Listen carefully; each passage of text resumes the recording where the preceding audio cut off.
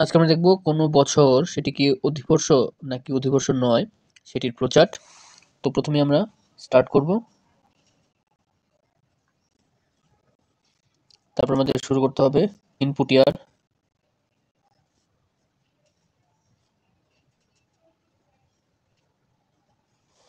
তারপর আমাদের করতে হবে কন্ডিশন,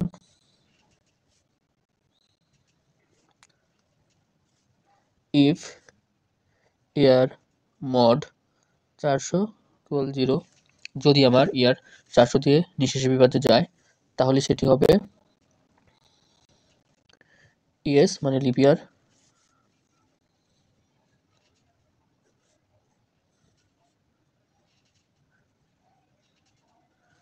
আর যদি না যায় no.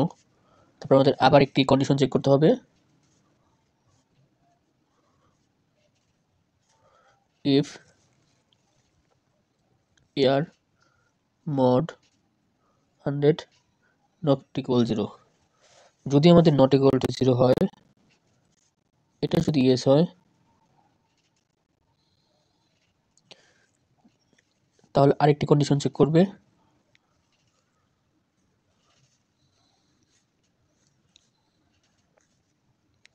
If year mod 4 equal 0। যদি নো হয় নট লিপ ইয়ার, যদি ইয়েস হয় লিপ ইয়ার।